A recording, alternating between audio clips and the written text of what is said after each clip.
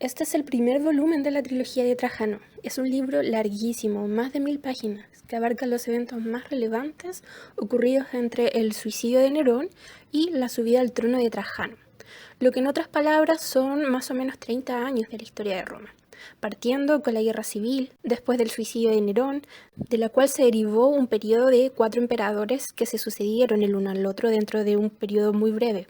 Estuvo Galba, estuvo Otón, estuvo Vitelio y finalmente Vespasiano, quien comienza una dinastía gobernando 10 años él, siendo sucedido por su hijo Tito, quien gobierna solo 2 años, y finalmente por su hijo Domiciano, quien se quedó en el poder 15 años y quien muere asesinado, de ahí el título del libro, de lo cual deviene un breve periodo de transición con el emperador Nerva para concluir con el ascenso al trono de Trajano, quien fue el sucesor que nombró Nerva antes de morir. Por tanto, este primer volumen cubre principalmente la Roma de Domiciano, quien es clasificado por la historiografía como uno de los muchos emperadores psicópatas que tuvo Roma, debido a su crueldad, a su paranoia, porque creía que todo el mundo lo quería matar, y a su despotismo, porque era un emperador muy temperamental, vengativo, y como toda persona quien tiene el poder absoluto, no le temblaba la mano a la hora de mandar a matar a nadie. Y de hecho se encargó de mandar a matar a la mayoría de sus senadores, lo que le granjeó el odio de la mayoría del Senado. Por lo mismo, una vez muerto Domiciano, el Senado lo condenó al olvido. Y se borró el nombre de Domiciano, se destruyeron sus estatuas, se borró todo indicio de que hubo algún emperador llamado Domiciano en la historia de Roma. Ese era como el peor castigo que se le podía dar a un emperador. Se lo dieron también a Nerón, por ejemplo.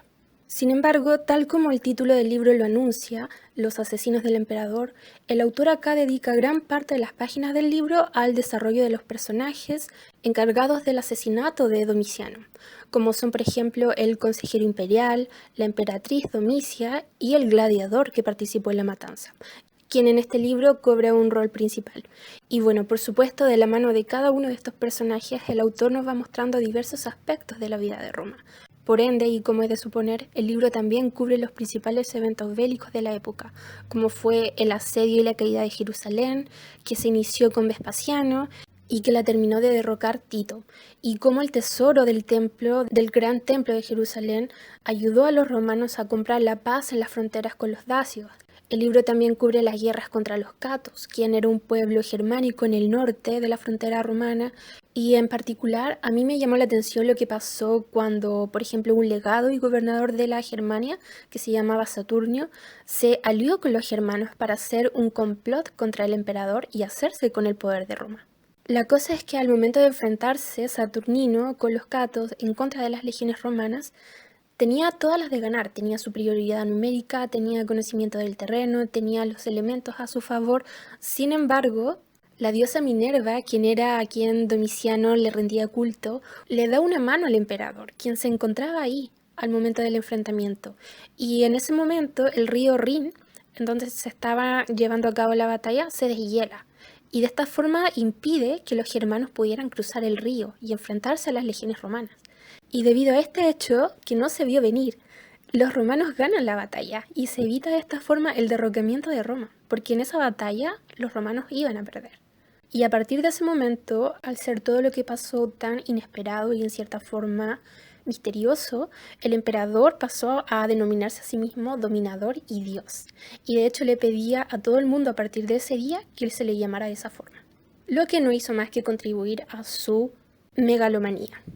Y bueno, también fue interesante conocer más sobre la historia del Coliseo romano, que se empezó a construir con Vespasiano, se inauguró con Tito y se amplió con Domiciano. Todo esto de la mano del gladiador Marcio, el personaje acá que mató a Domiciano. Acá el autor nos cuenta cómo era la vida en el Coliseo, el tipo de espectáculos que se daban, las matanzas, quién era el bestiario, este personaje que se encargaba de domar o de matar a las bestias o de prepararlas para el enfrentamiento con los gladiadores y de un sinfín de personajes que pululaban en el Coliseo. Es súper interesante esa parte. Y uno se entera de muchas cosas que no sabía, como por ejemplo el hecho de que aparte de tirar cristianos a la arena para que se los comieran los leones, también se hacían recreaciones de los mitos de procreación de los dioses. Esta parte es un poco, en cierta forma, morbosa, por ejemplo, el hecho de que los romanos ponían mujeres para que fueran poseídos por diversos animales, en una especie de espectáculo de zoofilia. para entretener al público. Y bueno, en cuanto a Trajano, si bien él no es el protagonista del libro, está presente en la historia, ya que él es el hilo conductor de esta trilogía. Entonces el autor se muestra muy condescendiente con su figura, lo cuida, lo heroifica y lo perfila como emperador modelo. Y bueno, se entiende porque es su personaje y probablemente le tomó cariño. Sin embargo, el personaje no es el protagonista de esta novela en particular. Sin embargo, está presente, pero más bien al margen. Y bueno, en conclusión, es un libro muy cautivante, como todos los libros que he leído de este autor, hila de forma muy atractiva los diferentes acontecimientos históricos, pero por supuesto, al ser una novela, no se puede tomar todo al pie de la letra, ya que de hecho las mismas fuentes históricas que hablan sobre este periodo difieren entre sí y en algunas veces se contradicen. Y bueno, en este caso el autor, si bien se ciñe a fuentes históricas, él opta por una u otra dependiendo de lo que le convenga al relato. Obviamente se entiende. De todas formas, el libro es muy, muy recomendable y se aprende un montón.